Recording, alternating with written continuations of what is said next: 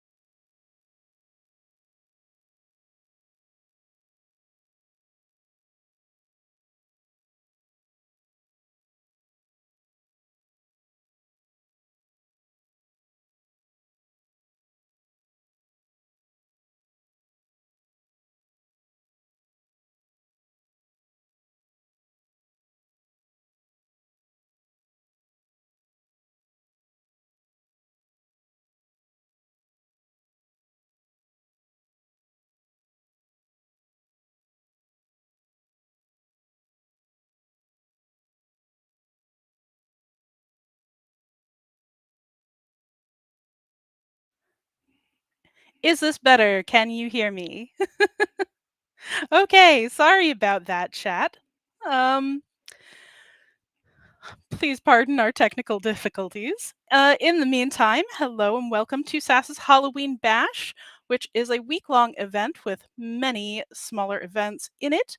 It is a big fundraiser for us. Please check out our webpage where you can find all of the links to all the events or our socials. And you can also vote for your favorite monster, and at the end, I'll make a TikTok about it. So today is our book club with Epic of Helinthia author MJ Pankey. I'm Julie Levy. I will be your host for the day. And just a few slides to get through before we bring her on. So the Save Ancient Studies Alliance works to promote the study of the ancient world and engagement with our human deeper pasts, building a grassroots movement through outreach, collaboration, accessibility, and public scholarship. We work toward our goal of inspiring a wide, inclusive community of scholars, learners, and students. Here are all of our social links. You can find us in all of these places. We do live streaming with Archeo Gaming every week. We have lots of other book clubs, and all of those books are available through our website, and you can purchase them as we go forward. We're also investing in a blue sky, so hopefully that's coming soon. Um, and you can see down at the bottom there that link to the Halloween Bash page. So here is our live event protocol. Just a reminder, please be kind and respectful, both to us and to one another in the chat. Listen and ask thoughtful questions. Please be patient with the technology. Thank you so much. Sorry about the muting before. Um, Sasa live events are streamed on Twitch and broadcast to other channels, including our YouTube and our Facebook. We're also live. Thank you to World History Encyclopedia. Um, and all of our events are recorded and archived, so you should be able to find this later on if you miss something or if you want to come back to it. And of course, the most important rule is to have fun. Um, so We would like to encourage you to join our community of SASA supporters. Their monthly donation for as little as $3. You can subscribe to our Twitch for $5 a month, but really any amount helps. You will get perks. You can see our SASA supporter brochure, you get quarterly updates on the progress that we make.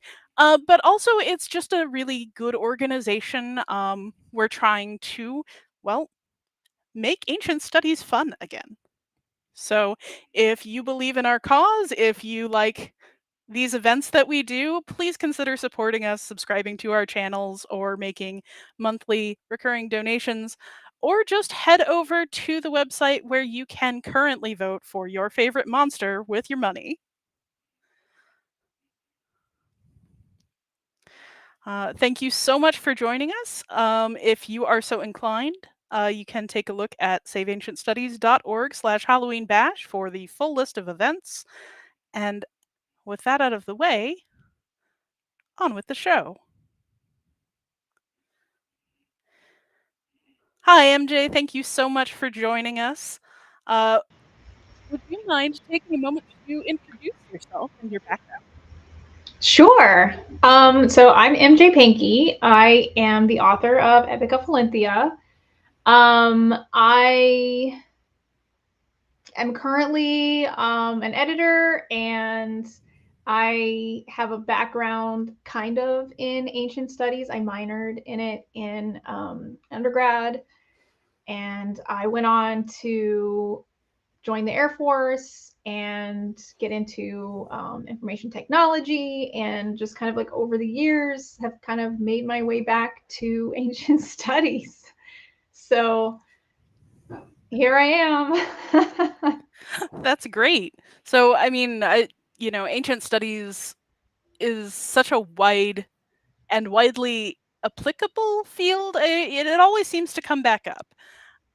So, what what inspired you to write this book, and particularly to come back to your ancient studies with such a fascinating and varied history? What inspired you to make this fantasy novel that's set in an ancient Greek culture? Sure. So I have always been writing, like ever since I was like a little kid. I've been imagining stories, and I read the Iliad in high school and just fell in love with it. I just loved the flawed characters. I loved the meddlesome gods. I loved the action and the gore. And I loved that there were two sides of a conflict and both sides were being told. And with fantasy stories, it always felt like there was like the big bad evil guy and then the good guys. And that was the formula for fantasy novels. But with the Iliad, it's like, no, like there's on both sides of the conflict, there is like real raw human emotion and motivations. And I really loved that. And so I finished the Iliad in like under a week. I just devoured it. And then I went on to read the Odyssey and then the Aeneid. And that was kind of it for like long form um, mythologies. The rest of them, which I mean, I read of just about everything I could get my hands on, they were short stories. And so um, I just decided that I wanted to write my own long mythology. And the other piece that really encouraged me was there wasn't a lot about Artemis. And the goddess Artemis has been fascinating to me. She's been my favorite goddess since the very beginning of enjoying Greek anything. And so I wanted to write a story that she was in. And yeah, so that's kind of where that was. And so this story has been in my head for 20 something years, and just life and putting it off and doing different things and going in different directions. But it's just always been there. And yeah, so it's lived in my head and it had to get out regardless of what was going on. So So, what finally brought that together? What was the moment that you went, it's time. I got to write this.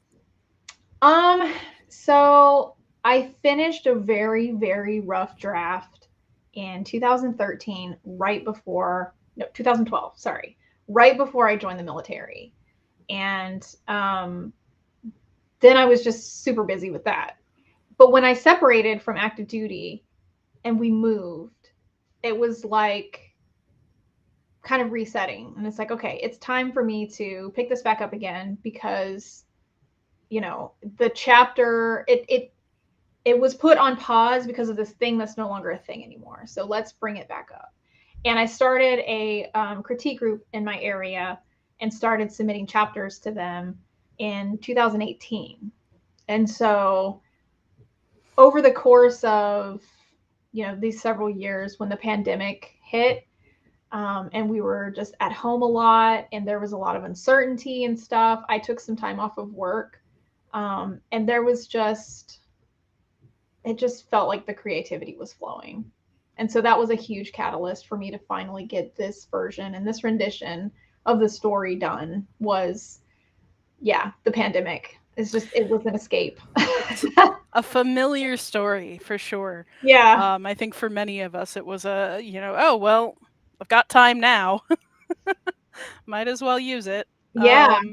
So I'm curious, and feel free to tell me if this is a, you know, chasing down the wrong rabbit here. But I'm curious, did your time in the military have any influence on how you decided to take the story? So I know you wrote it beforehand, but you edited it after. Yeah. So not really. And to be honest, the draft that I finished before I joined the military is not even recognizable to what it is now.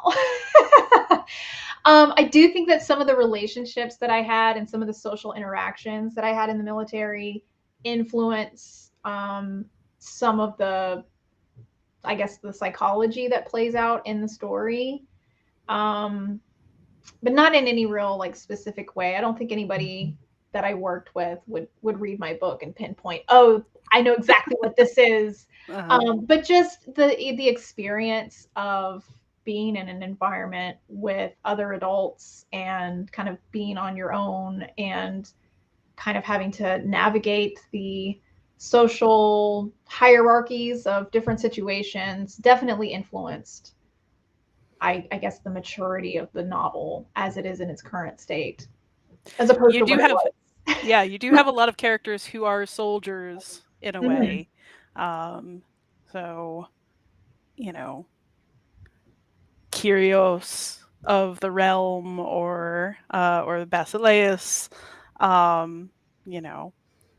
So so I guess that kind of brings me into a question that I've had, which is what made you decide to keep these Greek words, and how did you sort of like decide what to keep and what to make into a more recognizable to a modern English based audience?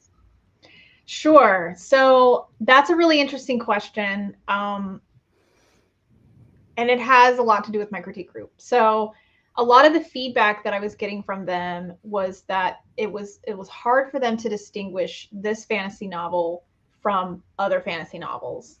I mean, I had a lot of like cultural references or like architectural references and things like that, but it wasn't like enough to be like, oh, we're in ancient Greece.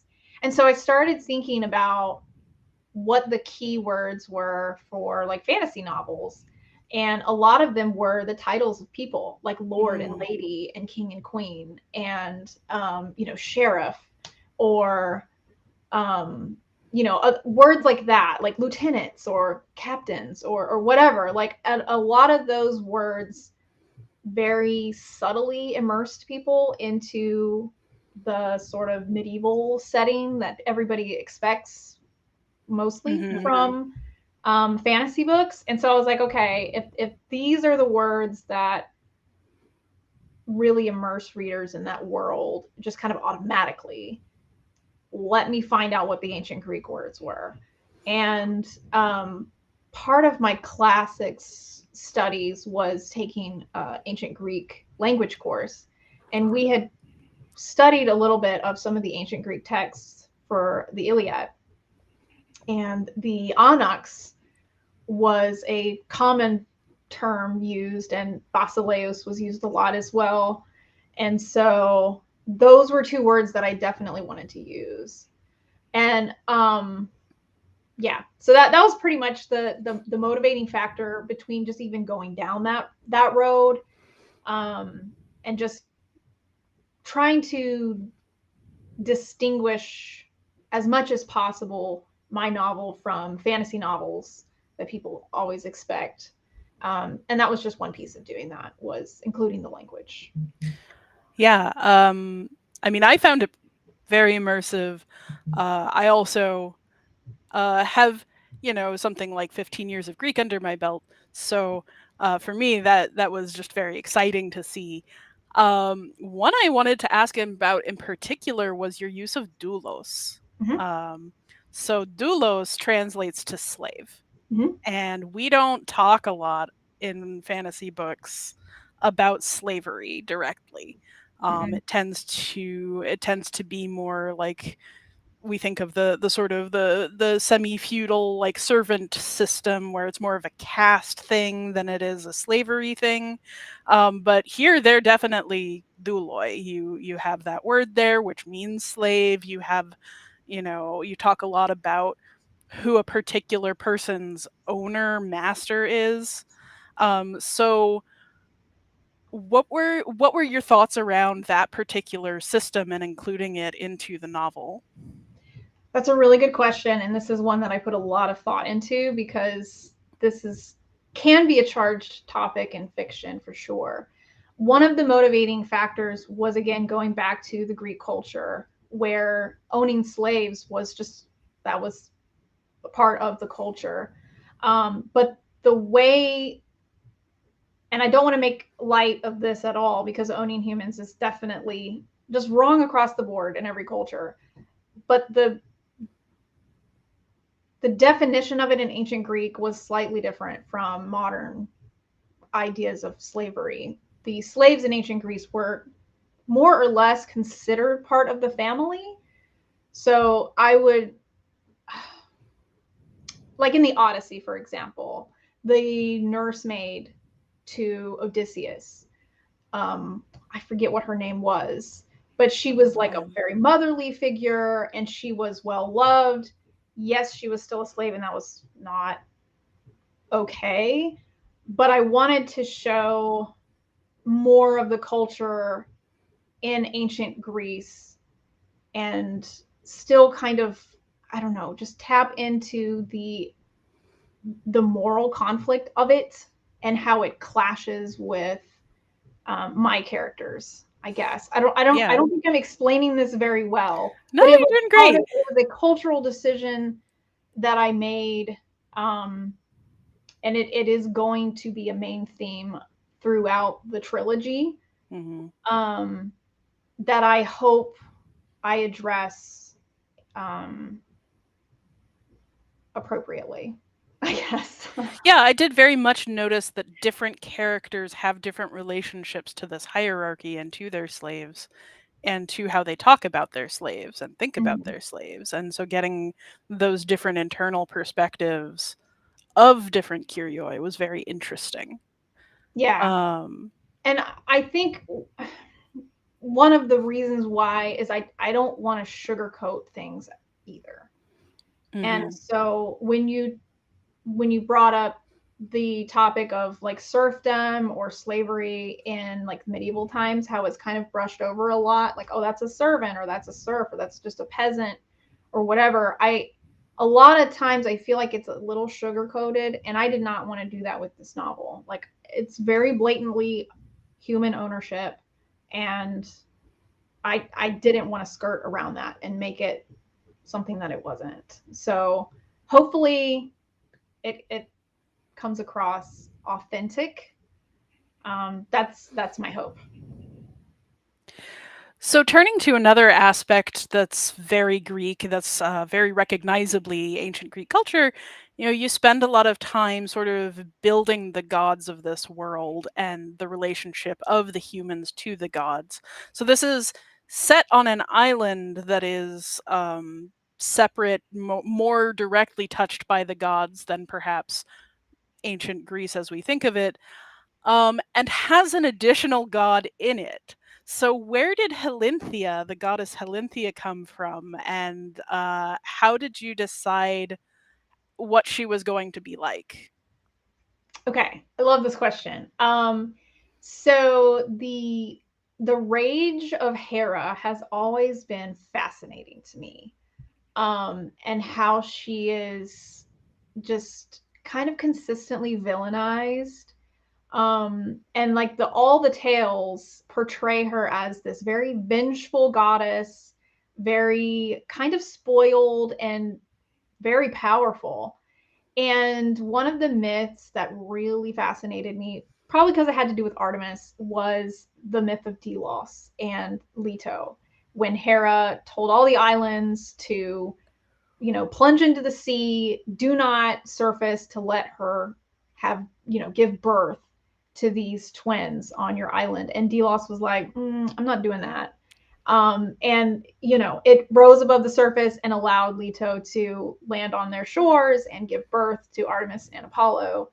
And so just like the dynamic of that little rebellious island telling the mother goddess, I'm not going to do that, I'm taking a stand here, was a huge inspiration for Helinthia. Like how many other little islands out there, you know, are kind of independent and wanting to exert some of their own power over their island. Like, this is my domain, And so that was kind of like the inspiration for Helinthia, was these little rebellious islands that have their own sort of ecosystems and political motivations and things like that. That it's like, you're not going to tell me what to do on my domain. So that mythology of Delos was a huge, and Hera was a huge influence for the goddess Helinthia and the conflict that's in the world itself. So, so Helinthia is both the island and the goddess. Do you sort of conceive of her as an embodiment of that island, of that rebellious spirit? So yes, so the motivation behind her being both a goddess and an island actually came from the Iliad with the river god Scamander, and how it was both a river and a god that actually took physical form and started, battling Achilles. And I loved that concept, that these rivers and these islands and these mountains were more than just cultural landscape, figures or whatever, that they were real spirits and real powers and real gods. And so, yeah, that was a huge motivating factor for her being both the island and the goddess. It's kind of like, I'm tied to this. This is mine. Um, and it's me. Like, when you attack my island, you're attacking me personally, type thing. Yeah, for those of you who aren't familiar with the scene that MJ's talking about, it's a actually very striking image. The river Scamander is it's outside Troy, and as the war rages, it becomes so choked with bodies that the river god makes the river rear up, and a torrent of blood and gore comes and fights Achilles on the Mm. battlefield for clogging it up. Um, so very striking scene, a very powerful image. And that now that you say it, looking back over the story that you've told, I have to say, I think that really comes through.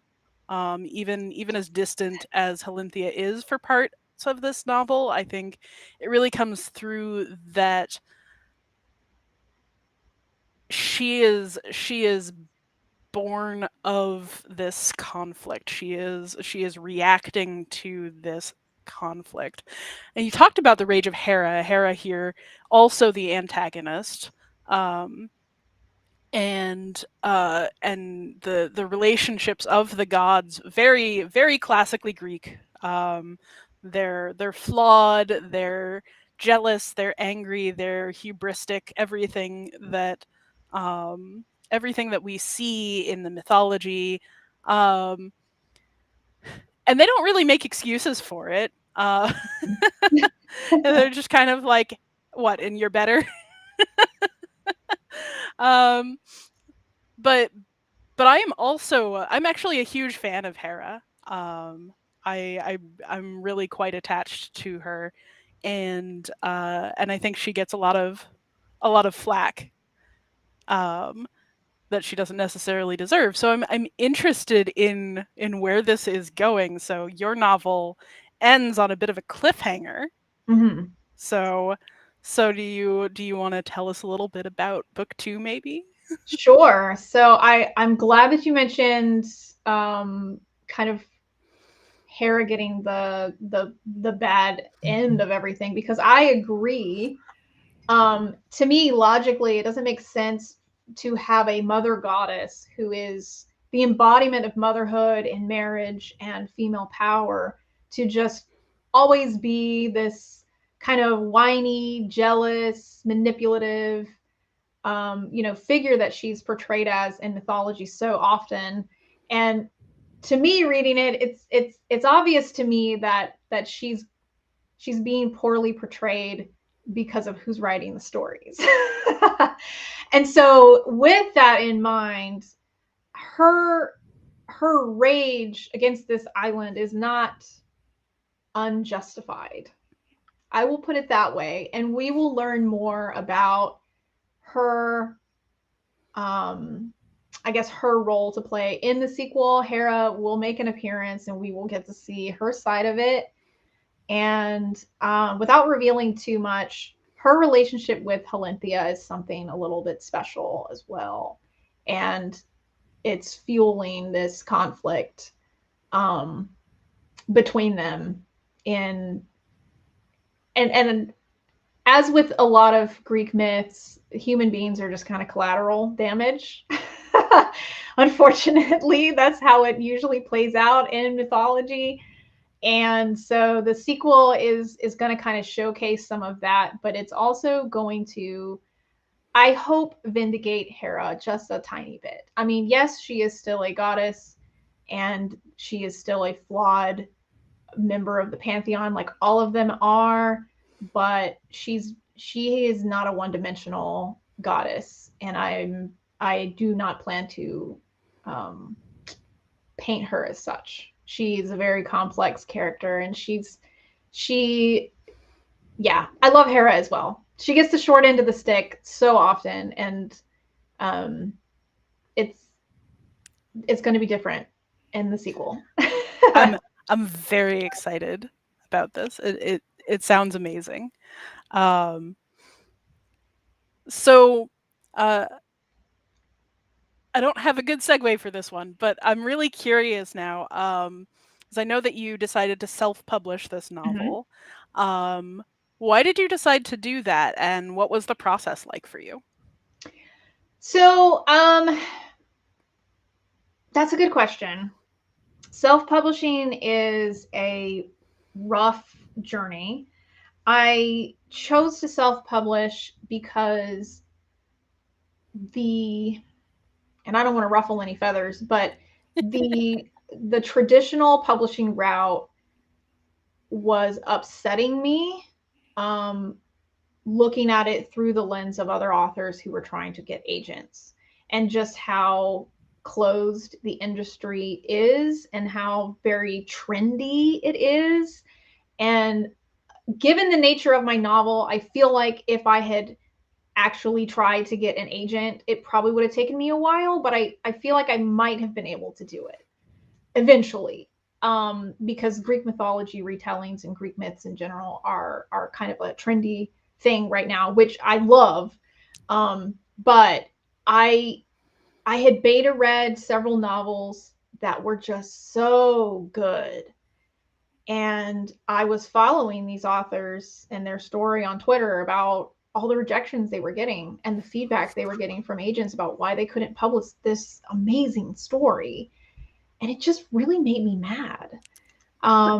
And so I guess I kind of just decided to self-publish out of spite. The And in motivation a lot of us solidarity wind up with, with. yeah. And I just, I don't regret my decision, but it has been a uphill road. There's a lot of trial and error, just so much, I guess, investment in avenues that don't pay off, and a lot of them and some that do. And so, yeah, it's been a really interesting road. I wouldn't change it, and actually, I am um, expanding my website to publishing, because I have learned so much and have really enjoyed it. So yeah, I'm gonna keep doing this, and This is hopefully exciting. bring other self-published authors into the fold as well and share my knowledge with them. So yeah. You're certainly not the first self-published author I've heard lately discuss all this. As someone who is looking at self-publishing myself, uh, it's been increasingly difficult, I think, to find an agent, and once you find an agent, to make sure that they're actually like looking actively for they're working on your book, Mm-hmm. because everyone is so overwhelmed. Yeah. This is one of the downsides of everybody getting their chance, is Yes. that there just aren't enough places in the traditional publishing world for Mm-hmm. everybody to come through. Yeah. And especially with the advent of people submitting AI novels, which I feel bad even saying that they're novels, um, because they're just plagiarized. It definitely throws a wrench in things. Yeah, And another factor was the term dying on sub, which means even if you get an agent who is super passionate about your mm-hmm. book and loves it and they advocate for you, it's like it was already hard enough to get an agent, and now that agent has to get a publishing house on board. Right. And it's just so many hoops and so much red tape. And it's absolutely wonderful for the authors who manage to do that, but for so many amazing stories with excellent messages and just amazing authors, it that the door just gets closed on them, and it's frustrating to watch. Yeah. Um, so to kind of go a little bit into more detail of what self-publishing entails, I mean, you started your own critique group. Um, what else did you end up doing that was useful for you? Did you hire another developmental editor? Did you go through a process with a copy editor, on an on-demand printer that does formatting or anything like that? What did you find helpful? So my critique group was the most helpful thing, hands down. Every single chapter I wrote went through a critique group, and um, every single chapter, and at least 5 people looked at every single chapter and gave me feedback on, wording, tense, tension. Like sometimes they were even like, I don't think you have the right character for this chapter. And some of the feedback was like, oh my gosh, I have to rewrite 3,000 words now from a different character's perspective. But it made the book better. And what the critique group did for me was, um, it it's just an amazing community when you have writers that care about your writing as much as you and want you to succeed. And that is the thing about feedback, is when you get a critique partner or several and they're giving you feedback, they're not doing it to put your novel down or make you feel bad. They're doing it because they want you to be successful. And going into it with that lens, it just it I incorporated probably 85% of their suggestions.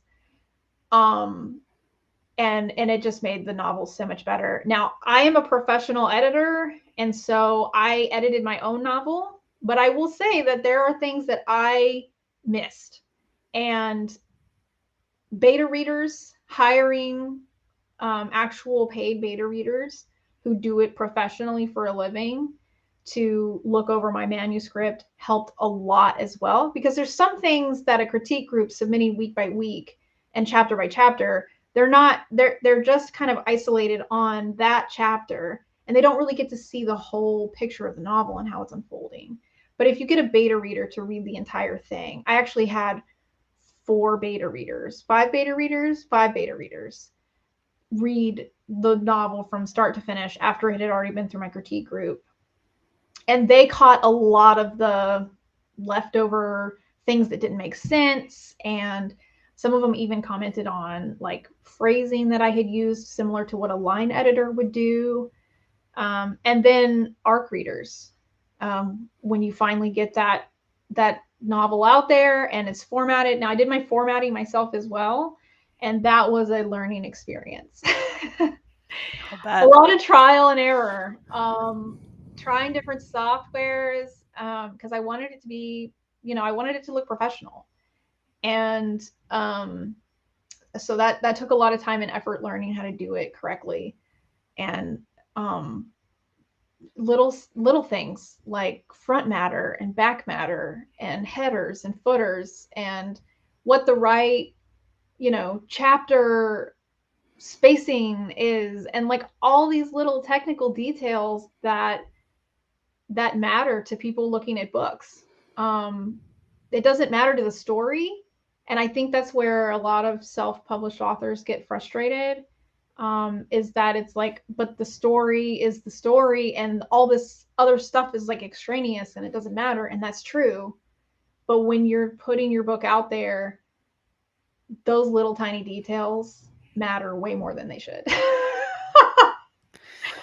Yeah, Um, yeah, speaking of which, I mean, the saying is don't judge a book by its cover, but we all know, we in everybody the knows. industry know at least, Yeah, that that's exactly what book covers are meant to do, is to help you judge the book. So how did you go about um finding the right cover for you, because it is beautiful. I love it. thank you. So I started with my comp titles, and this is something that a lot of self-published authors struggle with too, is finding where does your book belong in a bookstore? What shelf does it belong on? What are the titles that are going to be next to it? And I think envisioning this, not only is it like kind of manifesting your future for you, but it's also helping you to get your comp titles. Because when readers go and they look for books, they already have books that they love that they want more of, like that. And so that's what they're looking for. They are expecting the cover to have a certain vibe, certain colors, a certain feel to it that just is like, that looks like something that I like, or like dragons or whatever. And so that was my first step, was to go look at my comp titles and like, what's the common style? And the common style was very yeah, I mean, it was like that, it was like the book on the screen. It's drawn very reminiscent of like Greek pottery and Greek art from ancient times. Kind of like, I don't want to say like child drawings, but kind of But a little bit more abstract. abstract, but also And like like clear. matte, Yes, big blocks of color. yes. Um, That was another thing. Most of my comp titles had like two or three colors max, and mhm. that was it. They didn't have any other colors. Um, yeah, and so then I actually found my Fiverr, found my cover artist on Fiverr, Wow. and just I no, I got really lucky. But yeah, so just like looking through portfolios and looking to see like what style this cover designer has, and would that work with this concept in my head. And I sent her this like horrible mock up that I did in paint, and it Uh-huh. was Uh-huh. awful. And I was like, I hope she can make heads or tails of this. And she just blew it out of the water. Really, she did a fantastic job. Um, so I do at this point want to open us up to questions from chat if anybody wants to ask anything. I'll definitely prioritize that. In the meantime, we're just gonna keep talking. So, chat, please feel free. Send us in your questions. Send us in your Mhm. comments. Anything you want to know about the book. Anything you want to know about where to find the book. Check out that QR code over there. Um, and you can purchase it directly from SASA's website as well. That goes Mhm. through a bookshop, so it will send proceeds to your local bookstore as well as to SASA. Mhm. Um, but yeah, so let's while we're waiting to see what comments people might have, let's talk a little bit more about the story. So I wanted I wanted to ask you a little bit about your characters because you Yeah. have a main character, a perspective character who is not human. She's a nymph. Mhm. So, how did you decide on using this character of a nymph, and how did you think about characterizing her? Sure. So that kind of goes back into my understanding of Greek mythology, in that nymphs they're immortal, but they are in some ways treated even less than mortals by the gods. They are basically tools for the gods to make alliances, or even punish other gods. There have been multiple instances where um, the gods get angry at each other, and then, oh well, I'm gonna make this nymph go marry this mortal then because you made me mad. Um, and so like they're very much pawns for the gods, and so that is like a main theme of Greek mythology. And so I wanted to include a nymph in the story, not only because I think it's fascinating to have an immortal character who in most mythologies is forced to love a mortal, or they're forced to give birth to a mortal, like Achilles' mother. Mhm. Thetis was forced to marry an old man, um, because I think she was too beautiful or Yeah, something like that. And Zeus Hera was Zeus was like, afraid of her because yeah, there was a prophecy about Thetis that she would mm-hmm, give birth to a son greater than his father. right, And of course, Zeus, thinking about how he was the death of his father and his father was the death of his father, right. the cycle, the generations of the gods, which for those of you who are interested, goes back to, as far as we can tell, the sort of proto-Indo-European mythology, the shared mythology that we can find and trace back. So, like, you have this happening in Hittite mythology, you have this happening um, in Celtic mythology. It's like this generational cycle. Mm-hmm, Um, so so in order to put a halt on that inevitable generational continuation, Zeus is like, I better marry her off so that she can fulfill this prophecy. mm-hmm. Yeah. Because goodness knows Otherwise, he can't control himself. right. Exactly. Exactly. That now we're getting to the underlying problem. And so basically to punish her, he chose Peleus, who's an aged king, um, of some renown, I suppose. But it was basically a punishment for her. And she was kind of condemned to love a mortal and give birth to a mortal who, as a mother, you're going to love your child. And it just fascinated me that this is the fate of most nymphs in Greek mythology, is that they are forced to love people who are going to die way before them. And like, how does that influence their outlook on the world? How does that influence their outlook on the gods when they're put into these kinds of situations? And like, how does how does their place as kind of the middleman between mortals and gods, how does that look from their perspective? And we didn't get a whole lot of that in book one from For Luna, but in the sequel, we're gonna have more of that kind of conflict with her, and we're gonna understand a little bit more about her backstory and how she even came to be in this type of situation. And that's going to go back to that the Greek mythology influence of nymphs are kind of pawns for the Yeah, god. I mean, I did notice that, she talks a lot about having sworn an oath to love a mortal child.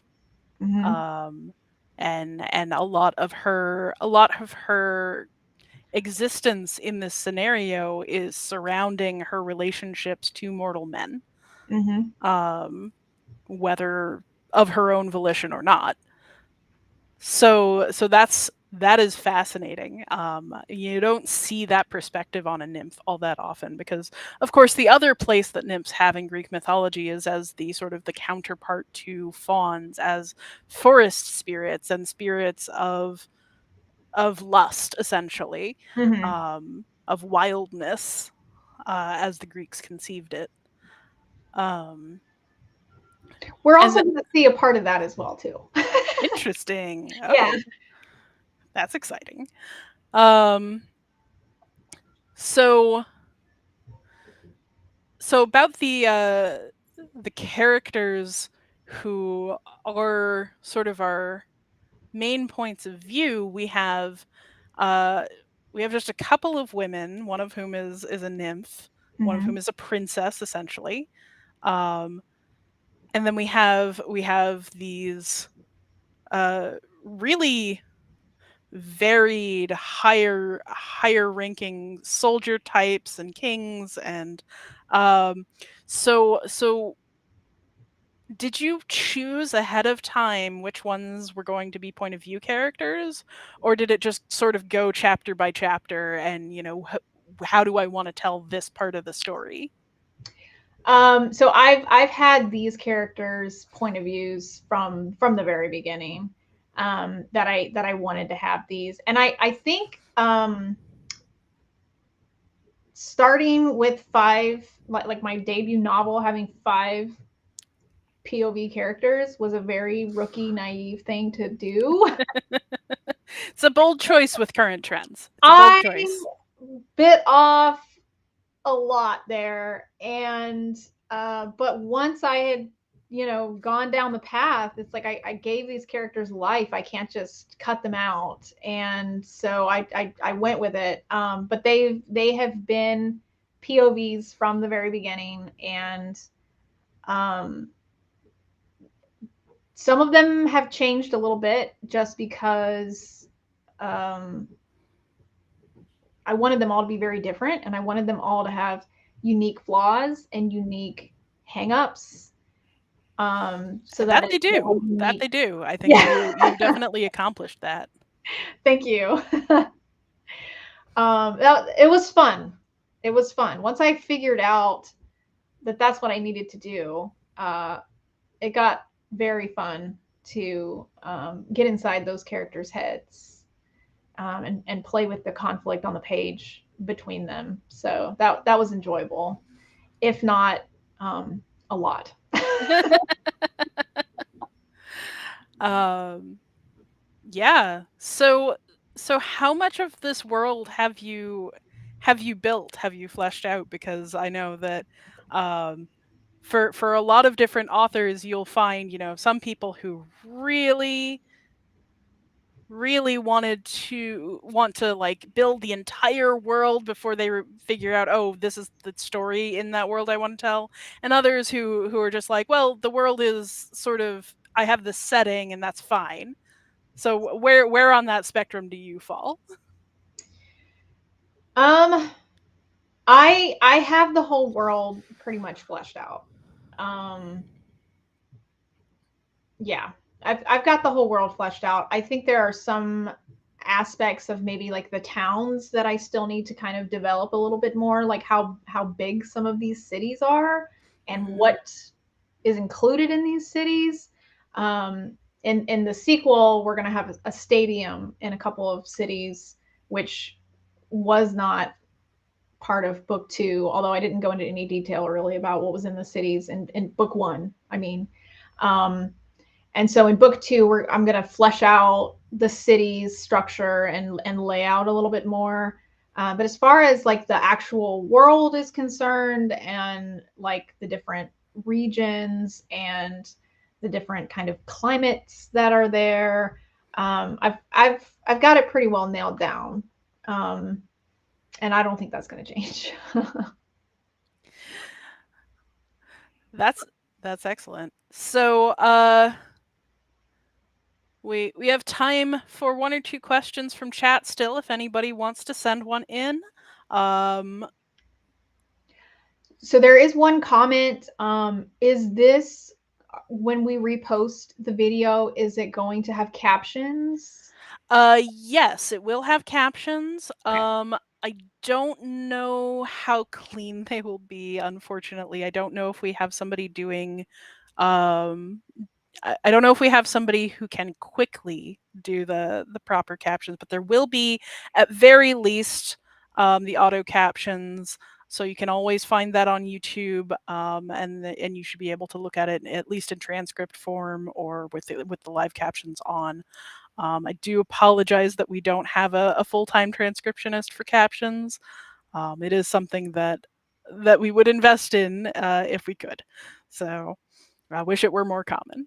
Um, but yes, please do if the captions on whichever platform you're watching right now are not keeping up, there will be at least the auto captions on the recording. Cool, cool. So I'm a little bit curious. You said you were writing a book. Does it Oh, have yes. mythological influences or? Um, I really did not. With this particular novel, I really did not end up delving into mythology much.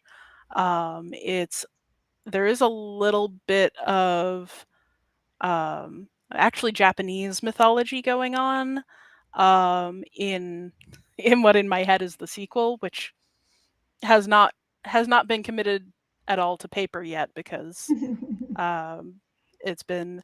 But my novel is a fantasy adventure set in an alternate world that is it's it's somewhere around fantasy Gaslamp, but mostly what you see is a little bit lower tech, set in the middle of a jungle where people did not expect to be, Okay. where there might in fact not have been a jungle until Oh, recently. Um, interesting. and so people are a little bit in disarray, but there is magic, and that magic is very sort of influenced by. In this one, it's sort of a little bit vaguely Celtic. It's very personal a lot of the time, and there are forest spirits. Um, and then there's also just sort of the more classical wizard type. Um, so not a lot of mythology, uh, but a lot of fantasy, and uh, a lot of academia actually is going into Okay. this book. So the That's working title, for those of you who are interested, is the Amaranth Library, and that functions as something close to a university slash library, um, in the sense of like a Borgesian infinite library.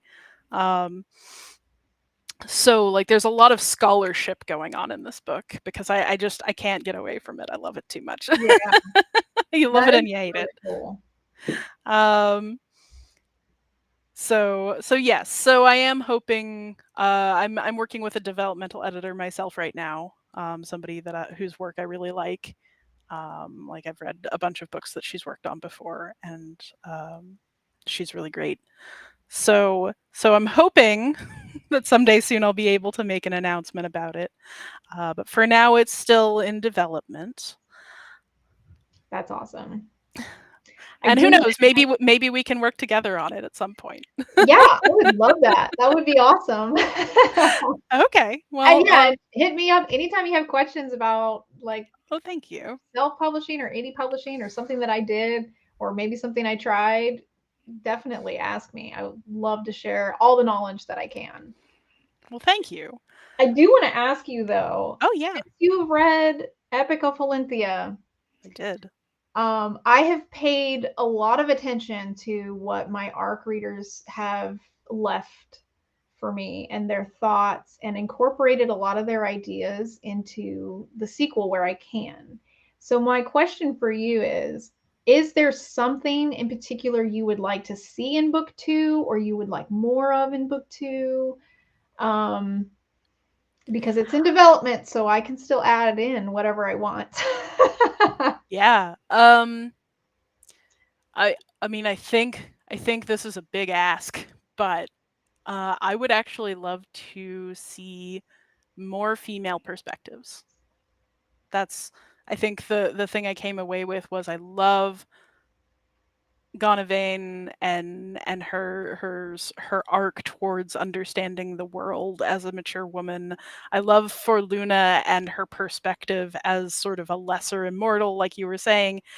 But you have all of these other women around, and women in ancient Greece are a topic of particular interest to me, something I care a lot about. So I would love to see a third female perspective. Um, Well, I have good news for you because Lithuania is going to be a perspective in oh, huzzah! Oh, I'm so excited. so Uh, the third female POV is already done. great.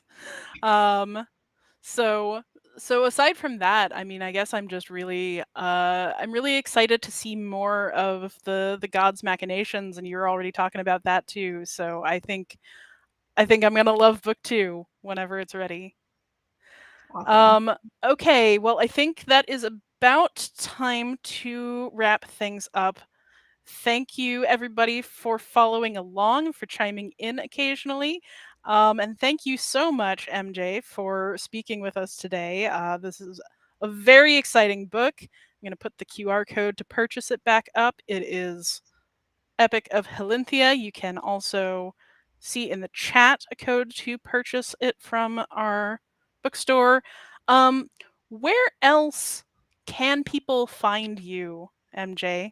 Where else can they find your book? They can find my book on oh, my screen just went away. Oh dear. Well, They I can hear find you. my book on pretty much every major platform. It is not in a lot of bookstores yet. I am working on some things to hopefully get my book in more bookstores. But right now, you can order it online just about everywhere: bookshop.org, barnesandnoble.com, amazon.com, Waterstones, several other major bookstores.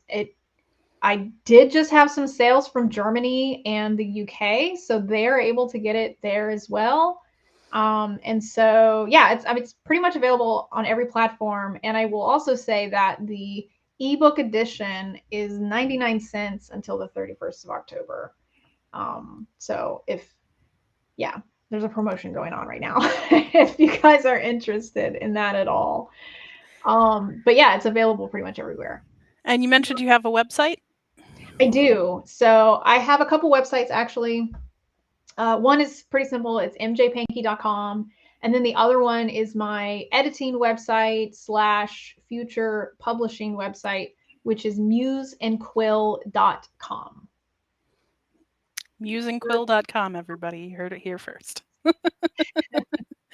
So do you have any other social media or anything you'd like to plug? Sure. So I am on TikTok. I believe my handle is at MJ Pankey, or if you look up author MJ Pankey, it should pop up. Same with Instagram. I believe my handle is author MJ Pankey on there as well. And I do have a Twitter or X or whatever it's supposed to be right now. And it's MJ Pankey 1, I think. So I think if you just type in MJ Pankey in most platforms, it'll pop up. But TikTok and Instagram are my most, I guess, lively accounts, my most active accounts. I think that's how you say it. All right. Well, thank you so much. And thank you to those of you watching along. This has been an absolutely lovely conversation. Please remember to check out uh, Epic of Helinthia and also to check out Sasa's ongoing Halloween bash. We have more events coming up, including a master class on Draugr and Ooh. uh, several Archeo gaming events. The Halloween special for that should be fun. And also, my personal favorite for this particular Halloween bash, we are doing a vote for your favorite monster. Donate $1 to add one vote, and whichever one of those four monsters has the most in the tip jar at the end of the week, I will personally be making a TikTok about. That's So awesome. please follow us on our socials and check out the Halloween bash. Thank you so much for coming. Thank you.